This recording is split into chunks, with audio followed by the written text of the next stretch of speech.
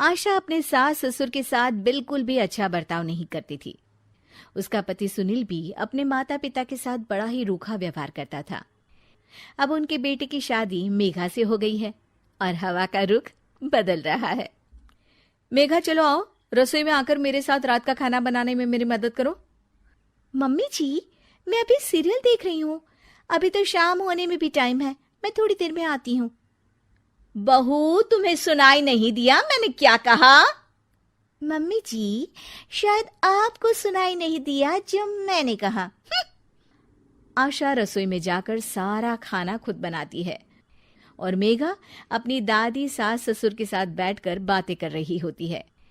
आशा को बहुत गुस्सा आता है। आशा मेघा के पास जाती है और उसे बुरा भला कहने लगती है।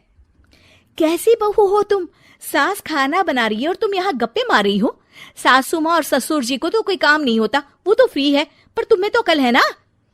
ये सुनकर मेघा भी आशा से बहस करने लगती है। मम्मी जी, ये आपकी सास ससुर हैं, आप इनसे इज्जत से बात कीजिए। और हाँ, प्यार से बोलेंगी तो कुछ भी कर लूंगी, पर ऐसे रौब झाड़ेंगी ना तो भूल जाइए कि कोई काम करने वाली हूं मैं। क्या? तुम्हारी इतनी हिम्मत? मेरी ही किस्मत फूटी है जो मुझे तेरे जैसी नालायक बहू मिली है। नहीं मम्मी जी, आपसे ज्यादा खराब किस्मत तो दादी सास की है, जिन्हें आप जैसी बहू मिली। आशा ये सुनकर तिलमिला उठती है। क्या कहा तुमने? आशा मेघा का हाथ पकड़ती है और कमरे से बाहर ले जा रही होती है। तभी वहां रोहित आ जाता है और मेघा उसे देखकर रोने का नाटक करने लगती है। देखिए, देखिए आपकी माँ मुझ पर कैसा अत्याचार कर रही है। मैंने इनसे कहा कि सासू माँ, मैं खाना बना देती हूँ, बस थोड़ा टाइम लगेगा, तो मेरा हाथ पकड़कर कैसे मुझे घसीट कर लेकर जा रही है। अरे बेटा, ये झूठ बोल रही है। बस करो माँ, मेघा कभी झूठ नहीं बोलती और मैंने अपनी आंखों से देखा है कि कैसे आप उसका हाथ पकड़कर उस पर अत्याचार कर रही हो। अरे बेटा, मैं तुम्हारी माँ हूं, तुम्हें मुझ पर विश्वास नहीं है? मेघा मेरी पत्नी है, उसका मेरा साथ तो जीवन भर का है और मैं उसी का साथ दूंगा। गलती आपकी है, आप ही सुधर जाइए माँ। तभी वहां सुनील आ जाता है। ये किस तरह से बात कर रहा है तू अपनी माँ से? पापा, आप तो रहने ही दीजिए। दादा दादी से आप किस तरह से बात करते हो देखा है मैंने।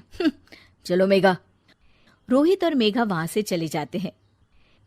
इस डायन ने तो मेरे बेटे पर कुछ जादू कर दिया है, देखो कैसे अपने माँ बाप से बात कर रहा है। एक दिन रोहित सुनील के पास आता है और कहता है, पापा, पिछले महीने आपने जो ये अपने कमरे के लिए नया एसी लिया, मुझे बताया क्यों नहीं? अरे इसमें तुझे क्या बताना? आपको बताना चाहिए पापा, अब मेरी शादी हो चुकी है, खर्चे बहुत हैं, आप तो रिटायर हो गए हैं, मेरी कमाई पर घर चलता है तो हिसाब तो रखना पड़ेगा ना। और वैसे भी आप लोगों को एसी की क्या जरूरत थी, पंखा ही काफी था आप लोगों के लिए। आशा को याद आता है कि कैसे उसने अपने सास ससुर के साथ बुरा बर्ताव किया था।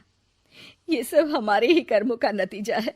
हमने सासू माँ और ससुर जी के साथ कितना बुरा बर्ताव किया, इसीलिए हमारे बहू बेटे भी हमारे साथ ऐसा कर रहे हैं।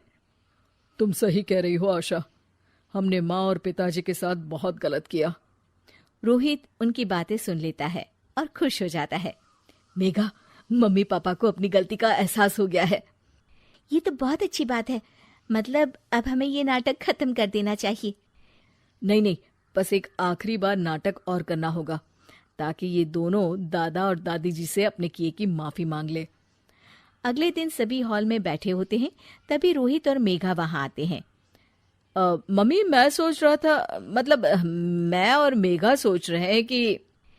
मम्मी जी ये कहते हुए जरा शर्मा रहे हैं, मैं ही बता देती हूँ। हम सोच रहे थे कि आप दोनों को वृद्धाश्रम भेज दें। आशा और सुनील ये सुनकर दंग रह जाते हैं। तभी उनकी दादी सास बोलती है, ये कैसी बातें कर रहा है रोहित अपने माँ बाप से, कि अपने माँ बाप को कोई वृद्धाश्रम भेजता है। क्यों दादी, आपको भी तो ये लोग वृद्धाश्रम भेजने की धमकी देते रहते थे, तो आज इन्हें खुद ही चले जाना चाहिए। ये सुनकर सुनील और आशा शर्मिंदा हो जाते हैं। तू सही कह रहा है बेटा, हमने अपने माँ बाप का ख्याल नहीं रखा। हाँ, हमें कोई हक नहीं है यहाँ रहने का, चले जाते हैं हम। हमें माफ कर दीजिएगा सासू माँ और ससुर जी, हमने आप लोगों के साथ बहुत गलत व्यवहार किया। हाँ माँ जी, पिताजी, हमें माफ कर दीजिएगा। ये देखकर रोहित और मेघा खुश हो जाते हैं। आप लोग कहीं नहीं जाएंगे। आप लोगों को वृद्धाश्रम भेजने का मैं सोच भी नहीं सकता। ये तो मैं और मेघा नाटक कर रहे थे ताकि आप लोगों को अपनी गलती का एहसास हो। आशा और सुनील को अपनी गलती का एहसास होता है और वो सब एक खुशहाल परिवार की तरह रहने लगते हैं।